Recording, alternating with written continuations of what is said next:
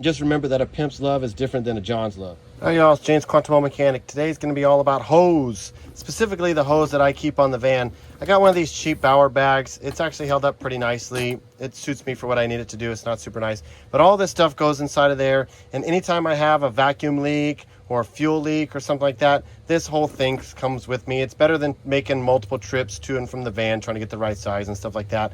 But anyway, I just keep the most common sizes. I get most of my stuff from AutoZone or O'Reilly's, whatever they have. I try to keep 1 to 2 feet of some of the most common sizes. I also picked up an assortment set from Amazon that comes in like 3 and 5 foot rolls. This is solely for vacuum lines, and I would say this is not the best vacuum line in the world. It will not last very long, but I have it just to get the customer going for when they need it. What I really like to use are these higher pressure fuel lines. These also obviously work as vacuum lines, and they work as fuel lines. So this is really good for most of the pressure of things you're gonna need to. It also works as like power steering pump supply and return hoses, from the reservoir.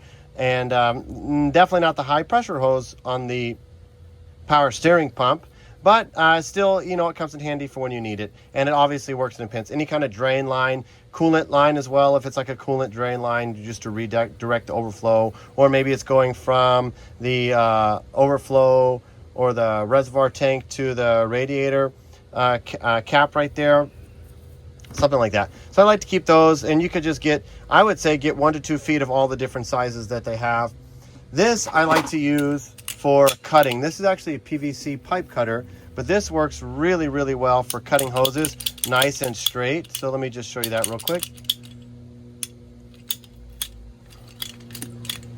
And it cuts it nice and straight. There's better things, but this is nice because it's ratcheting. I got this at Harbor Freight. It's ratcheting. It takes a little bit of time, but it's nice and sharp, and it really does make a nice clean cut. What I've done in the past is use scissors. Scissors are nice, but you really need to be on there, and it really takes a bit of force, and you need a really good bite on it. And then you can see that you can get a little bit of a janky cut there. The other option is a pair of dikes or diagonal cutters. The problem with that is that obviously you're limited in the diameter that you can have, and then try as you might to get a nice straight cut, you almost never do.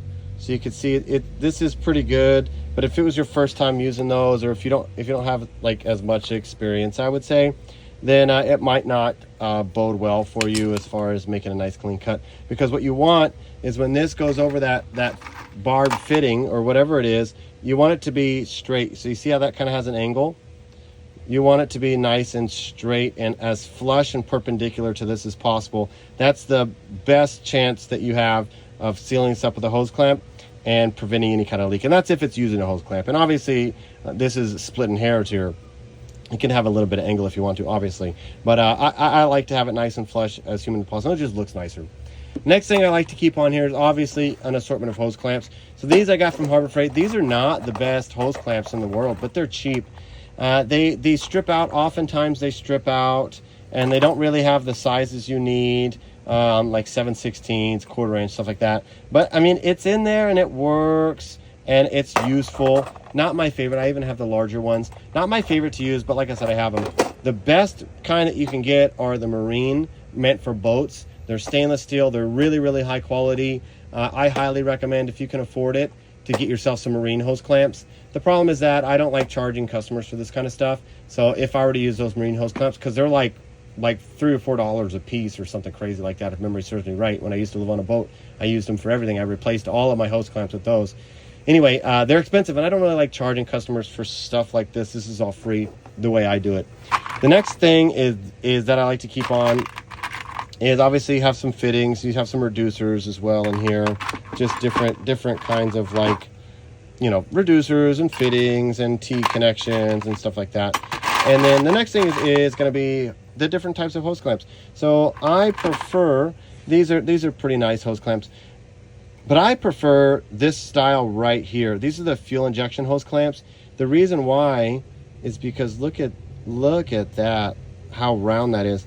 The problem with that little piece right there is if you're not on the right size hose clamp, as you tighten it down, that little piece right there will actually dig into the hose and cause a leak. So you can tighten this down as much as you want to the point that you're stripping it out, and it'll leak on you because that little piece right there digs into the hose and causes a leak. Okay, this right here doesn't have much adjustment on it, which is actually a good thing, but the band is wider. You see that? And the issue with these types of bands with the worm gear on it is that if you tighten the hose too much, which I've seen so many times, you'll see the hose will actually start to come through this little worm gear part of the hose clamp, and it just looks bad, and it can obviously degrade the hose as well. This one, the tighter you go, the better the seal you get, honestly. Obviously you want it to be just tight enough to stop it from leaking, but not too loose that it leaks, obviously. Anyway, this is nice because of how that curves in there, right? So you can see just how well that hugs up against the band. So it really does prevent you from digging that into the hose and causing it to leak.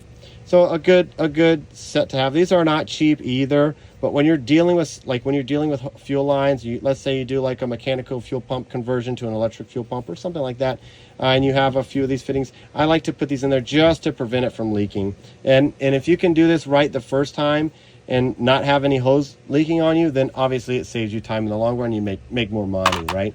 And then the last thing that I keep on, just because these spring style band hose clamps, not my favorite in the world to use off the bat, but if I know for a fact it's the exact size, I'll use one of these. Or if I'm using it on the vacuum line, I'll use this on a vacuum line for sure. If the hose is just slightly too big to fit over the barb or the whatever that is going on, I'll use one of these just to keep it from slipping off, because the engine vacuum is going to suck the hose on a little bit better.